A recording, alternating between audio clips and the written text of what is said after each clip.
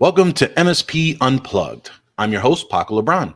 This is the place to learn how to run your IT service business, whether you are a one-person shop or leading a team for the journey. This is the place for you. Let me go ahead and introduce my co-host, my partner in crime. We have none other than Rick Smith over at Renactus Technology. Rick, how are you today? I'm good, sir. I'm good. Hello to everyone out there.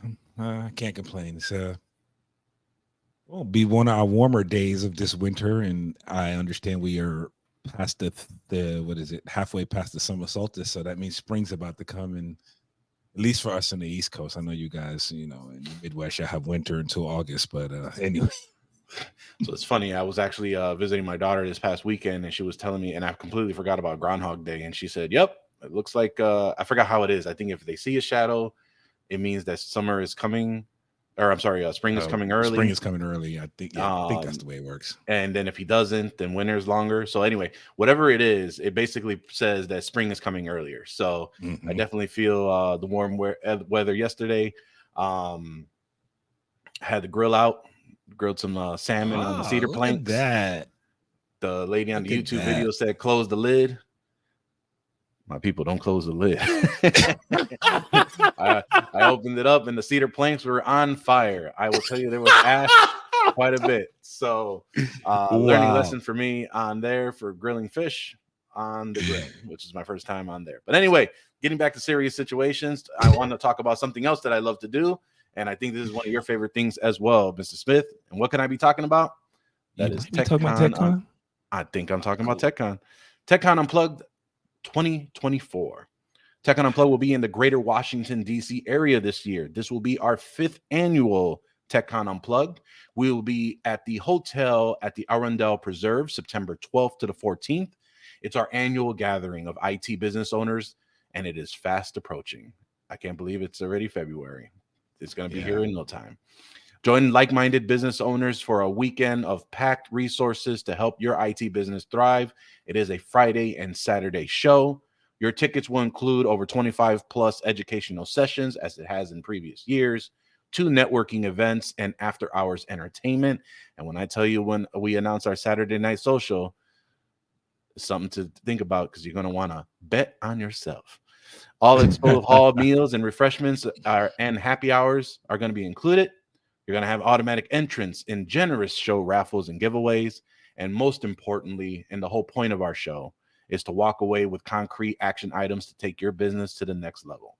Early bird tickets are on sale going to be on sale until February 15th. So by the time that this airs, it should be around 3 days from now, as it should be releasing on Tuesday.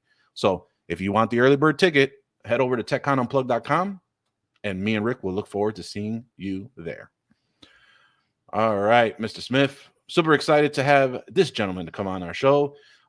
We have been trying to get him on for quite a few times, but scheduling mishaps on both sides seem to have delayed. And this is probably a vendor that the community has talked about quite a bit. This is how I learned about them. We have experienced working with their teams, and I cannot tell you how in tune they are with the community. Who am I referring to? I am speaking about Brian Bryan, co-founder and CEO of Mesh Security. Brian, how are you today? I'm very good, Paco. Yeah, thanks for coming on. Thanks for having me on. It's a pleasure to finally make it. I've been listening to your podcast for a long time. Absolutely, absolutely. And Brian, I'm really happy to have you on the show. I think for me, and I don't know about Rick, Mesh was a fairly new name that we had heard probably a couple years ago, when we were just, I tend to peruse a lot of the Facebook community groups, other forums that are out there. And when everyone would always ask, the famous question, what's in your stack? What's in your tool stack, right? And everyone was asking about email security. Mesh would come up quite a few times, and I had never heard of the term. I looked into Mesh. I looked into the platform. Obviously, we work with your team. Spot on how in tuned that you all are. And I think your tagline literally says you have built the platform with the MSP in mind. But before we go into the product and kind of talk a little bit more on just email security, why don't you tell us a little bit about yourself and kind of give us your intro story of kind of how you came to the space? Okay, cool. So I'll try and keep this as short as possible. So you can probably tell from my accent, I'm Irish. So born and raised here in Dublin, where it is absolutely miserable out today and raining sideways. And I got into this space kind of by fluke. So got out of high school, quit college after about 2 hours, decided it wasn't for me, wanted to get a job, working in construction for several years. Financial crisis hit in 2008, 2009. Construction industry here collapsed.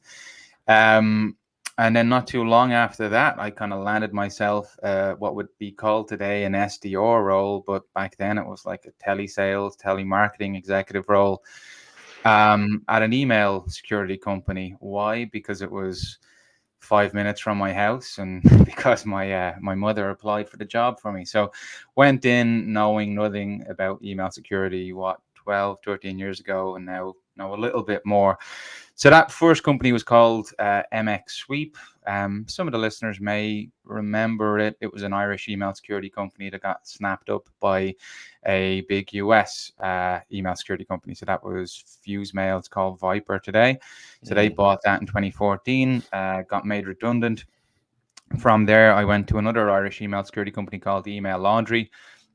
I think more listeners will probably remember that. And then kind of a deja vu moment, it got acquired by a big US company again called FireEye. And from there, I founded Mesh, basically. So I had gone from being an SDR to an account manager to channel manager to head of sales at Email Laundry. And when it finished up in 2020, I'd been working in the space for 8 years, mainly working with MSPs. And I had a couple of guys from Email Laundry that were still hungry to do something in the email security space again. So that's where the idea for Mesh came from. It was 2020. We've got a fresh start. We've got a blank canvas. What should an email security platform look like today? And what are the opportunities to go ahead and build something that's going to be uniquely valuable? And we focused exclusively on MSPs at that point. So yeah, that's kind of the story up until now. We've been doing Mesh for 3.5 years now. And yeah, I'll fill you in more on the product and what makes us different in a second. But that's the origin story. No, that's awesome. I think that, when it comes to origin stories, it's interesting on the point of when you have the experience, but you understand the need of the industry. It makes you just that more motivated, and you have your why a lot more apparent as you're starting the business. Coincidentally enough, today is actually my 11th anniversary for starting the business of ProdigyTeks. And appreciate it at the time of this recording. And like you said, I think it's one of those where you've had experience in so many roles, but then you see the need, and you have basically the capability and probably the know-how to address that need. Now going back to really on that piece, Brian, what I think that a common thing that I notice in our community is that, and we talked a little bit about this before the show, is I don't think a lot of MSPs, especially those that are starting out, they have so many things to kind of figure out. They got to run the business, they got to run the tech side, but they don't truly understand the fundamentals of email and understanding truly that you can't just buy something, bolt it on, and hope for the best. Like, there's got to be a little bit of knowledge behind that. When you kind of had your blank canvas and kind of looked at the needs of those MSPs, what did you see? And, was it very educational first to try and help those understand the problem, or was the problem fairly apparent that you can just say, hey, this is the solution to address that problem, and MSPs took it hook, line, and sinker? Yeah, I mean, there's not a simple answer to that. For some elements of what we were doing, it is pretty simple. For other elements, it is quite an educational piece. So to expand on that, like, broadly speaking, there were two things that we felt nobody else was doing, right? So firstly, we have to identify it's a completely saturated market, right? So we did a deep dive on every email security company in 2020. Despite all of us having worked in the industry for 10 years, we wanted to know exactly what the capabilities of other products are out there, and is there a point in starting a new company. And what we found was, well, firstly, look, you go onto every email security vendor's website today, they're all going to say essentially the same thing.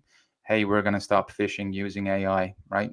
And if they were all stopping phishing, or one of them was stopping phishing, everyone would just use that product, right? And everyone else can go home and do something else. So we felt going out with that message, we're just going to be one voice among the crowd shouting about the same thing. And most of these companies had been around for 10, 15, 20 years, right? They were older products that had been built initially, even in the days before MSP, but had been built for enterprise. And then they had been adapted for MSPs over years to various degrees. And we kind of thought, look, MSPs deserve something better, deserve something that's purpose built. It's going to make their life easier, right? We thought the limitations on you trying to manage a product that's built for an enterprise when you've got 50 small businesses, it's just a very different set of requirements that you guys need. So that was one element. It was, okay, if I'm an MSP and I want to do something, say, for a single mailbox or every single mailbox across my estate, that action should be just as easy, right? So that was the first kind of mantra we had. If you want to update something en masse across all clients, all mailboxes, whether it be a rule, a policy, search for an email, you can do it. The second piece was kind of we saw the industry almost split down the middle in terms of deployment and the ideology behind deployment, right? So traditionally, email security gateways, perimeter-based protection, some of the real big companies out there, Proofpoint, Mimecast, Barracuda, and they've been around for a long time, and they're stopping email at the gateway before it gets into the mailboxes. Since the migration of email to the cloud, mainly Office 365, and the emergence of the Graph API, newer email security companies integrate into Microsoft. And I feel like their marketing is a little bit sexier, right? They're good at kind of slinging mud at gateways. Hey, gateways are antiquated. They've been around for 20 years. They don't see what's going on inside the mailbox. Once the bad guys get in, they're in. And all of that was true, but they're not so, I guess, transparent about with an API-based solution as a standalone. You're at the mercy of Microsoft, right? So Microsoft goes first, Right. or if you've got a third party in front of it, then you've got two solutions to manage. But Microsoft's going first, and the email has to hit the inbox before the API can see it and scan it, right? So you'll have a little bit of lag or latency, a couple of seconds, but it can be enough. So going back probably as far as 2017, 2018, and particularly through PAX 8, we saw a lot of MSPs were buying Proofpoint as their email security gateway and buying Arundel as their API-based solution. And MSPs were recognizing, or some MSPs were recognizing, hey, there's a need to double up here, right? I use the analogy, your email security gateway is like a security guard on the door of the bar. And it's a one-time decision. Does it let you in or not? Does it look like you're going to cause trouble? But if it lets you in and you go in and punch somebody in the face in the bar, it's standing at the door, arms folded, saying, it was fine when I checked it out, right? That's your email security gateway. The API-based solutions are like the security guard standing on the dance floor inside the club, right? And they're observing what's going on the inside. And it's really useful because if trouble does kick off, they can go and throw people out. But without having somebody on the door that they're talking to, they essentially have an open door policy where things come into the dance floor and things can kick off before there's an intervention. So yeah, MSPs were essentially trying to use two separate providers to solve the problem of email security, right? And I used Proofpoint and Arundel as an example. There's lots of others where we're seeing MSPs doubling up. And the advantage is you get two sets of engines or eyes on an email, right? So you benefit from a security point of view if you've got two companies trying to protect you. That's pretty much where the advantage stops, right? So everything else is doubled. It takes you twice as long to onboard. You got to get in touch with two support teams if you need help with something. If one of your end users says, hey, I can't find this email, you've got to look in two places for it. If you're releasing it from quarantine, maybe if you're releasing it from quarantine at the gateway or Microsoft, your API solution could catch that as well. You've got to release it twice, create an allow rule in two separate places. So everything was doubled. And then if you go back to that first problem, you also have to manage every single tenant separately, right? There's no cross-tenancy functionality. So they were the two pieces that we thought, look, it'd be cool if, as a vendor, you could say, hey, MSP, we're not trying to convince you to change your mind in terms of hey, here's why gateways are awesome, or here's why API solutions are awesome. Whatever you come to us with and feel is the best way for your clients to implement email security, we can do it. We've got the flexibility. So we wanted to have a product that would enable a gateway solution as a standalone, an API solution as a standalone, but the option to combine them both. And we call that Mesh Unified. And then across the top of all three of them is this management platform for MSPs where you can see email traffic to all your clients centrally, where you can push rules out to block senders or allow IP addresses globally for all your clients, where if, say you've got your policy set to reject SPF fails, and for some reason you want to update that to quarantine SPF fails, that you can do that once and have it cascade down to all your clients below you. That was the idea for Mesh. And yeah, so we founded the company 2020, released the first product in 2021. We were bootstrapping it to start, right? So it took a lot longer to get that initial product suite out because we did it the hard way. And then last year we finally took some VC money and took in investment. So things have kind of accelerated a bit since then. But yeah, that was kind of the idea of it. Was there's a gap here that MSPs recognized the need to have two solutions, but at that time they had to get them from separate vendors, and neither of the vendors had any cross-tenancy or genuine multi-tenancy capabilities. Sure. No, I mean, all great points. And, I want to get Rick's input on, him working with email platforms. I know that there was a couple years ago, we were on a search for multiple email platforms, trying to figure out what made sense. Brian, you were very familiar with John Dubinsky, who was our director of IT ops at the time. And, there was this constant, like you said, the marketing hoo-ha, right? Is that a lot of email security companies would say, hey, we take care of anti-spam and anti-phishing. And when we would enroll and test out those solutions, it would always be a letdown because they only were really good at one or the other. And I think the other thing as well, where if someone is just solely relying on an anti-phishing solution, I think you hit it right on the head, is that oftentimes it's that couple seconds delay that a lot of people don't realize how quote unquote slow those couple seconds delay is for a client, because the moment that they see something, they click on it. Hey, why is it there? They report it. The email no longer is there anymore. Is the engine that was catching up. And so we had a phishing solution, an anti-phishing solution at the time, that was their constant, like, hey, the AWS, whatever on the back end didn't catch up. So it broke. So it wait for the second job to come in to grab it from there. And so it was a bit frustrating because clients still saw phishing solutions, even though the product we bought stated that they can take care of anti-spam and anti-phishing, right? And so there was a lot of that was going on. But Rick, what's your input? Are you a gateway guy, or are you an API guy? Well, it's going back to what Brian said, you got to be both, and it seems like you always have to be.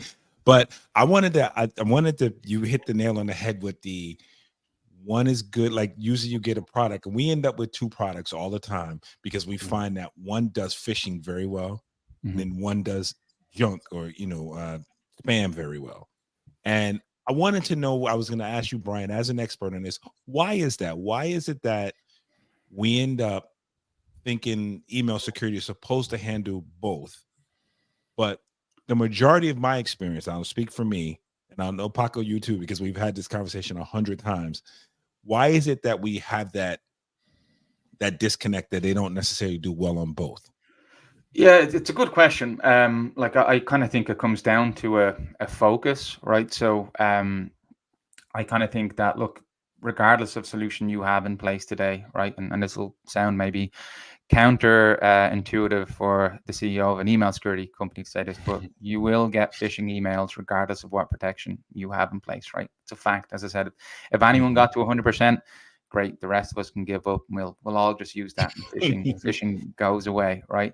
So I think the focus of the detection, like most email security companies, I think can do a really good job on getting you up to a decent level of coverage, right? So 98, 99%, they can be that accurate. Where I guess it varies is just on that percentage of newer, more targeted emails, and what kind of resources you have to dedicate to detecting against those. Like we speak to MSPs day in, day out, and I find it's a very subjective thing, right? So, I could speak to an MSP straight after this call, and that MSP could be moving from provider X because their detection sucks, right? And they'll say, hey, it's letting in a ton of phishing emails. And then the next meeting after that could be an MSP saying, hey, I've evaluated 5 different email security providers and these guys were the best and their phishing protection's awesome, right? And they're talking about the same product. Some of the products are a little bit light, I think, in terms of detection capabilities, right? They might be more of a spam filter, as you said, Rick, where they're more confident on that.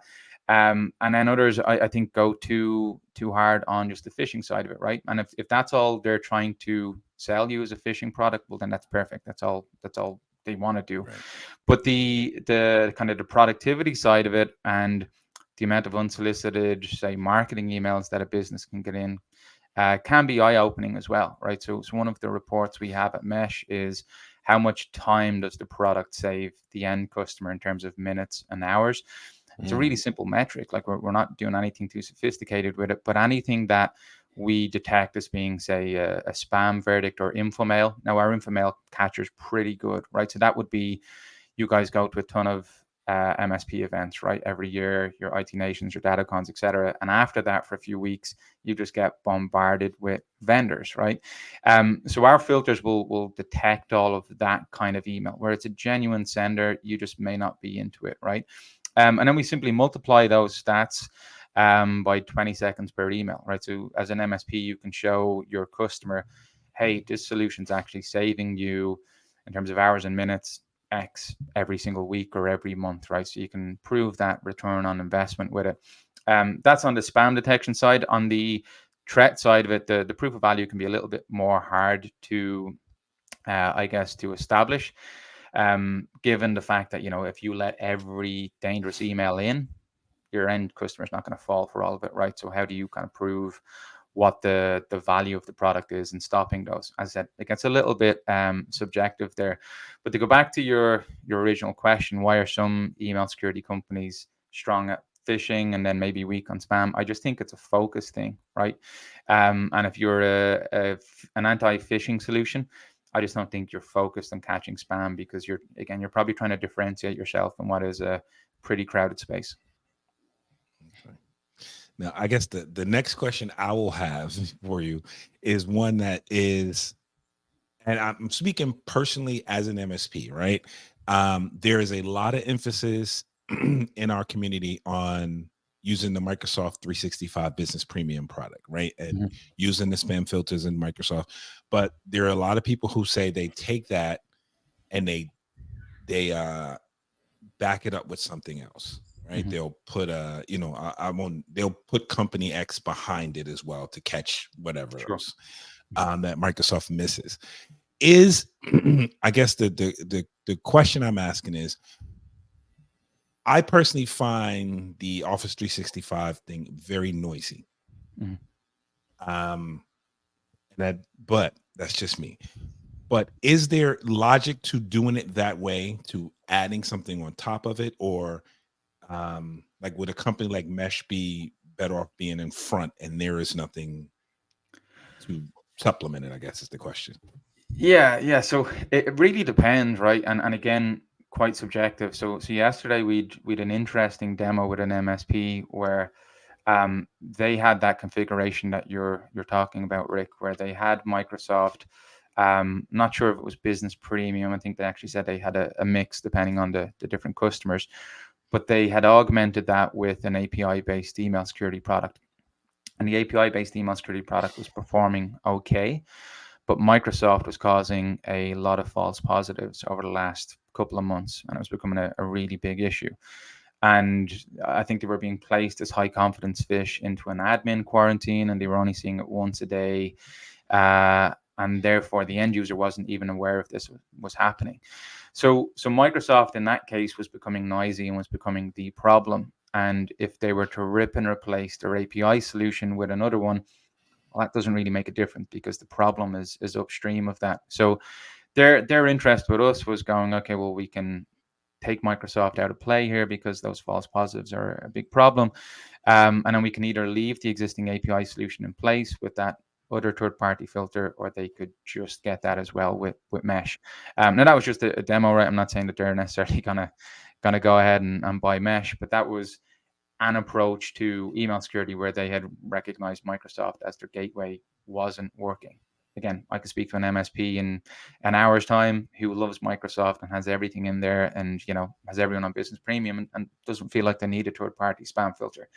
I think the other element of it is, and this is where there has been a bit of education, is around how MSPs can be empowered to respond to that misdetection or a false negative, as we would call it, right? So you've got a mailbox where a suspicious looking email has gotten in, and that end user has flagged it to your help desk, right? Maybe they've reported it through a button, or they've emailed it to you, or they've called up your help desk.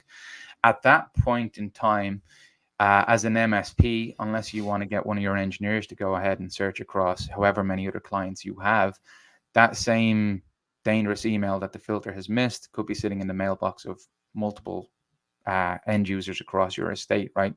So with other products, you just have that lack of visibility.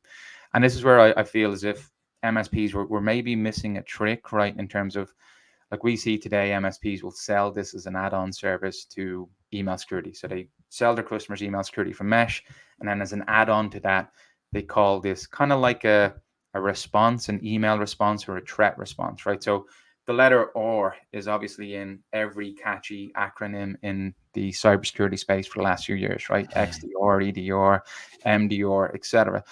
But from an email security perspective, how do you guys respond when that end user puts their hand up and says, hey, I've got a suspicious looking email in my mailbox?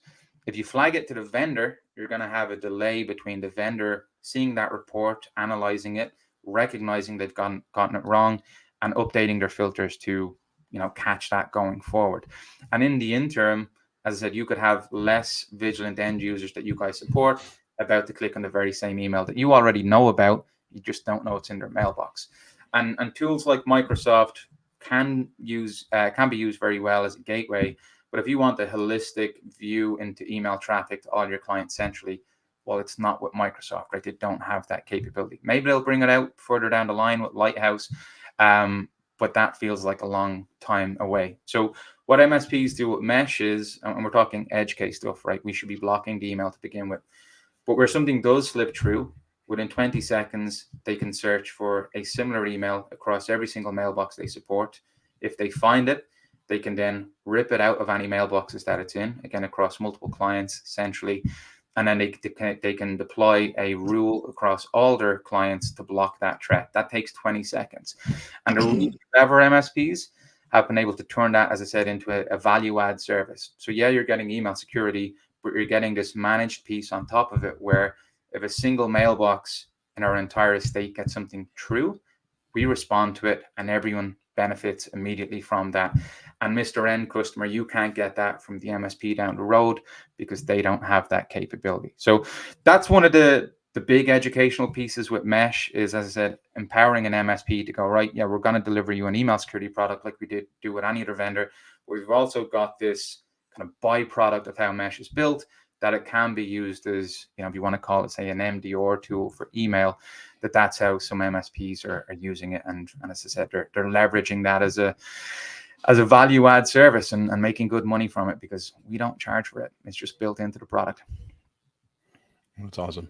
Now, obviously we've talked about, gateway and API integrations and how those differences appease to that.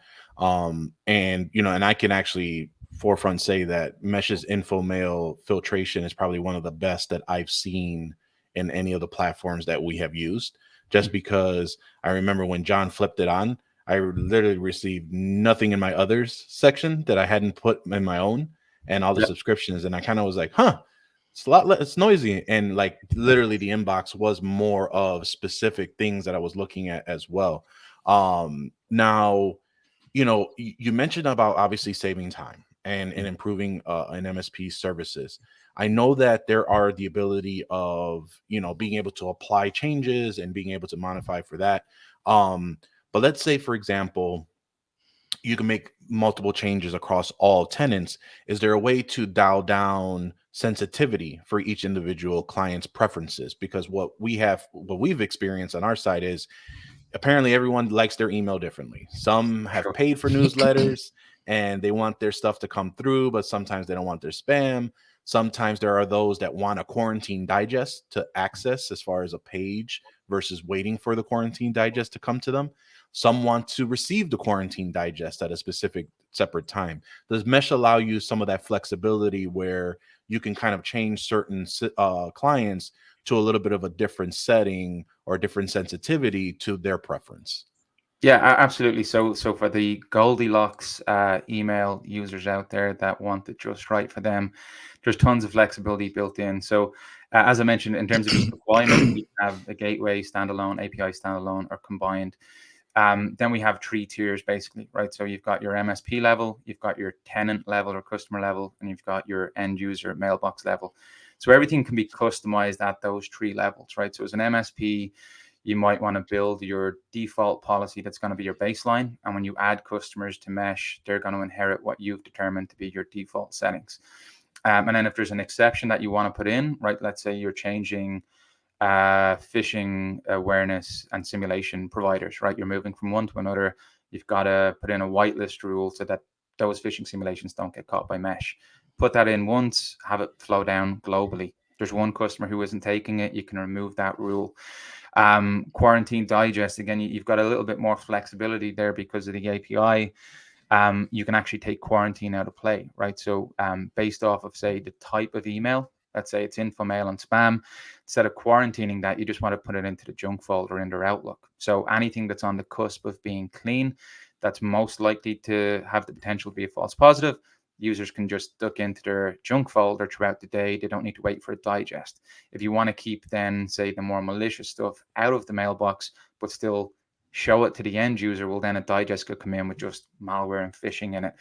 And you could mix up that policy, as I said, globally per tenant or for specific mailboxes. You know, we'll have some end customers where they'll have a single mailbox that will have everything set to deliver, even the bad stuff, but they'll put a banner on that saying, hey, here's what we think the email is, but it's being delivered because that's what the policy is set to. So yeah, tons of granularity, but the idea is you don't really have to, unless, as you said, you get those Goldilocks end users that want something a little bit different. But the idea with Mesh is it works out of the box, and the policy settings that you inherit at the start are designed to be best practice. Gotcha. Now, you know, sometimes users, and I think you mentioned this on like the XDR and all the DRs, and you know, if someone reports something to you, what do you do with it, right? Does Mesh make that an easy process where, for example, and you may have already mentioned this, where some systems will have like a toolbar of a button or some sort of like forwarding or something of to that nature? Is there something that can empower the end user to report said email, so that it could be flagged for our notice, whether that's a PSA integration of them reporting it or something directly in the platform itself?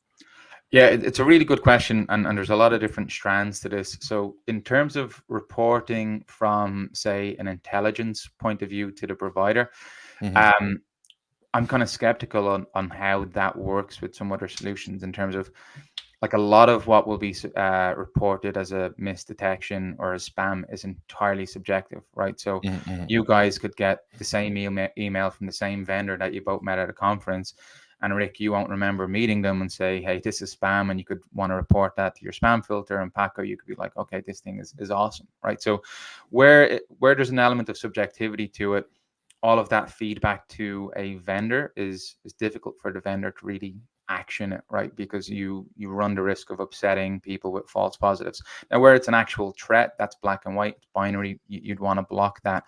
And we see this regularly, right? So I will see well-known vendors in our space email MSPs, and MSPs will report it to us saying, hey, this is spam, how did it get through? And we're like, yeah, 50 of our MSP partners will be a customer of that company. We've got an integration with Outlook. So we've avoided building a plugin into Outlook for, again, not placing too much emphasis on what end users can feedback, for that reason that I mentioned. And also Outlook updates, plugins tend to update. Sorry, Outlook updates and plugins tend to break, and then everyone's got a bunch of support tickets. And also the emphasis on a plugin in Outlook, I feel, is more important when the filter itself is poorly performing, right? So if you're pretty happy with a report the spam button, I think that's indicative that your filter isn't very good or sophisticated, right? And you're trying to address a symptom of that rather than the root cause. So our integration with Outlook's a little bit different, right? So as an end user, if my mesh policy is, say, to put InfoMail into my junk folder, if I drag that from junk into my inbox, an Outlook will pop up, hey, do you want to add this to your safe sender list in Outlook?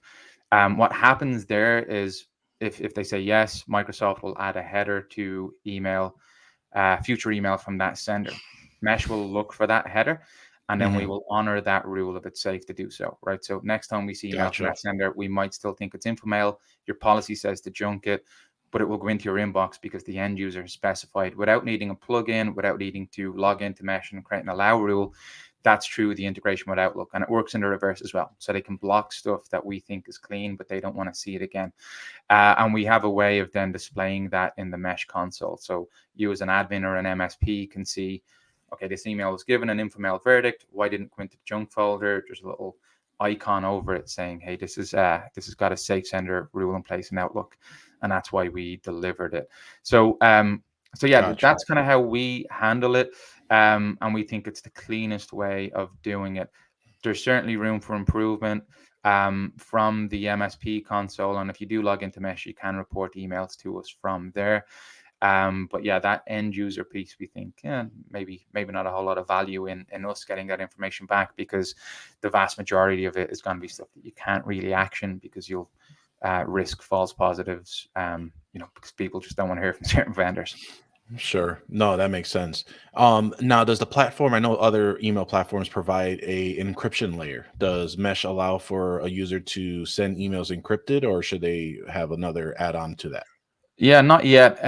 So at our last company, Email Laundry, we did have that, and we found typically, unless an MSP specializes in a specific vertical, they might have just a few clients that need it. So, we're 3 and a bit years old at this point. The focus is very much on the detection and the efficiency side of it. So from a resource point of view, it just hasn't made sense for us to look at encryption yet.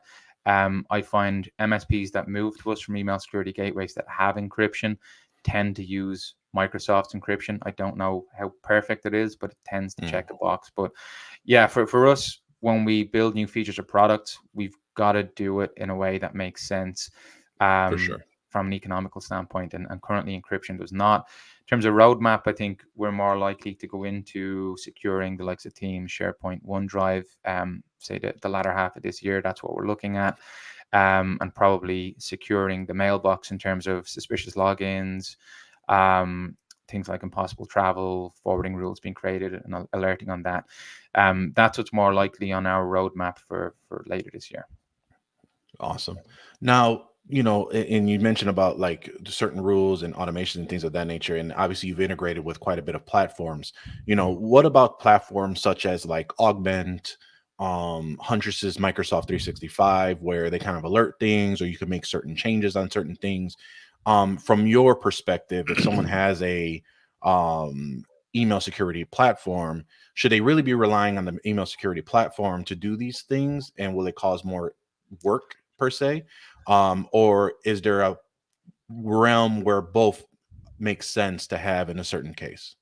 Oh yeah, I absolutely think, like, without being an expert on either of the two products that you mentioned, like currently Mesh is purely filtering, right? So we're just stopping bad emails from either coming in, going out, or moving around internally in your mail environment. We're not doing anything in terms of login to the mailbox yet. As I said, that's something we're considering doing. So other providers that do that would absolutely be complementary to Mesh at this point. Gotcha. Perfect. Awesome.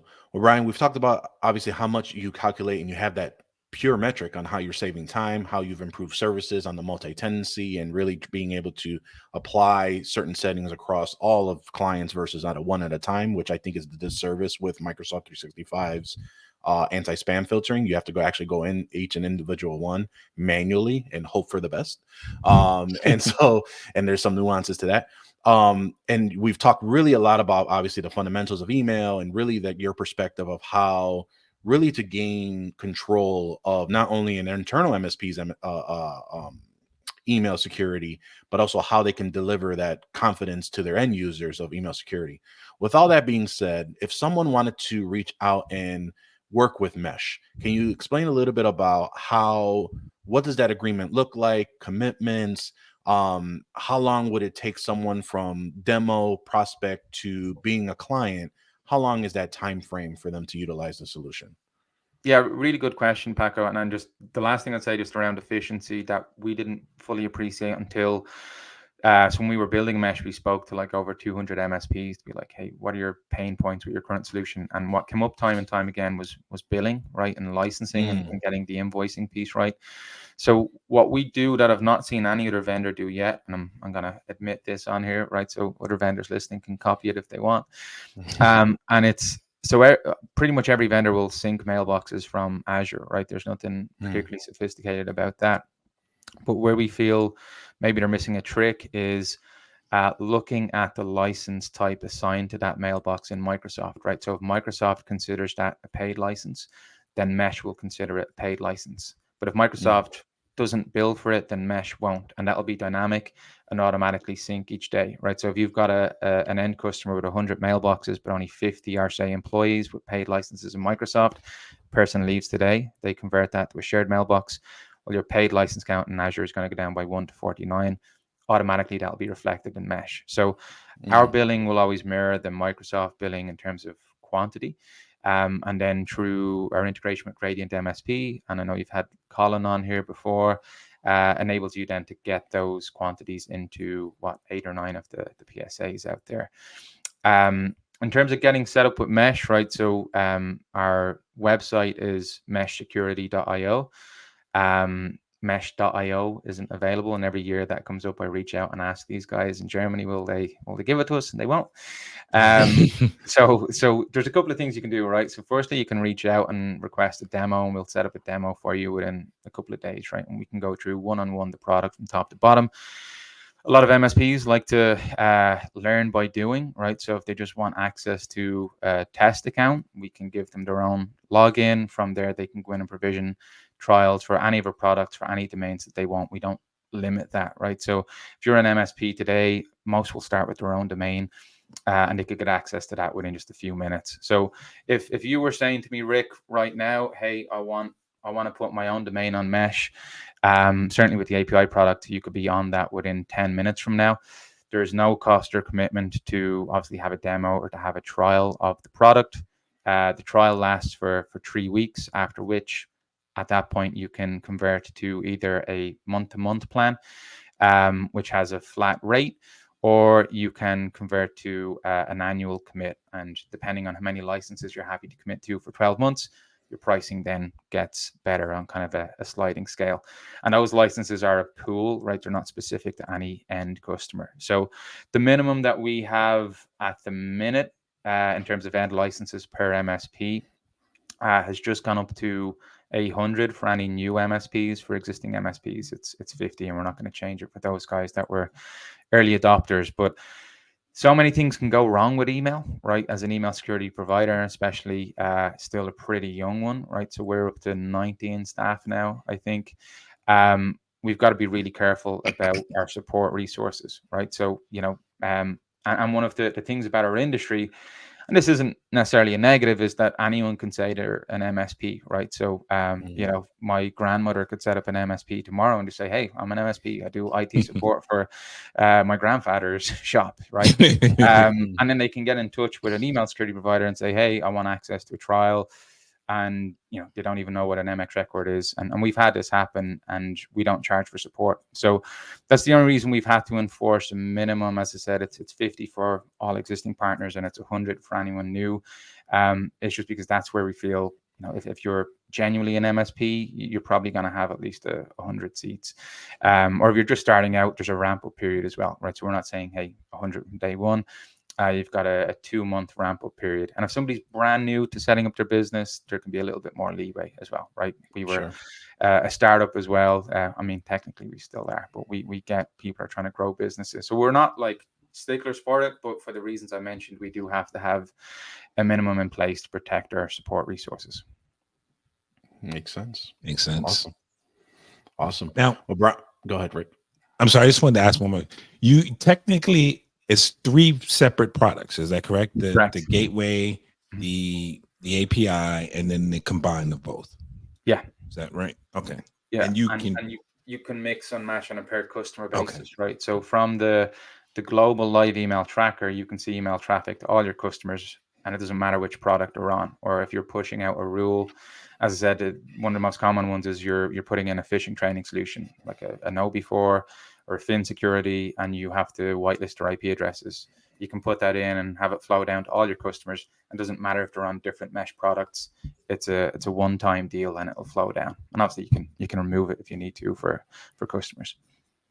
Okay, perfect, awesome.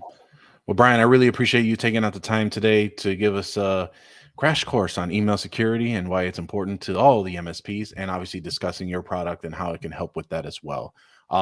You did mention it was what was it, meshsecurity.io for the website? Correct. Yeah, that is the website for now. I'm gonna knock on that door again in January of next year to see if we can get mesh.io. Yeah, because we just go by the name Mesh, but Mesh Security is the domain. Roger that. So we'll make sure we have those contact information and links in the show notes here. Again, really appreciate you coming out. Mr. Smith, any lasting words before we round out the show? No, I just want to thank Brian again for his time and educating us and helping us learn a little bit more about Mesh. I do want to remind everybody, on the secondary note, as of when this recording airs, you'll have a couple of days to take advantage of the early bird tickets on at TechCon. So I do advise you to do that for all of those. And I'm just going to say this is a friendly show and we're amongst friends. So for all of our community members here, there will be no emailing Rick later saying, hey, I missed it. Okay. So take advantage of the opportunity now and get your early bird tickets. Yes. Email Rick at MSP Unplugged if you have any questions in regards to TechCon. But no, again, all seriousness, we appreciate the time taken today. Hopefully you got some value out of this. And if this is your jam and you like what you hear, tune in every week. Watch the video podcast on youtube.com/MSP Unplugged. You can like, subscribe, and hit that notification button so you'll be notified whenever a new episode is available. You can also take us with you on the go. We're on every favorite podcatcher app. I shouldn't say every. We're on your probably favorite podcatcher app. We're on Amazon Music, Spotify, and on Apple Podcast. And as Rick said, don't forget to get your tickets over at techconunplugged.com. Thank you for listening, and we will see you next time on MSP Unplugged.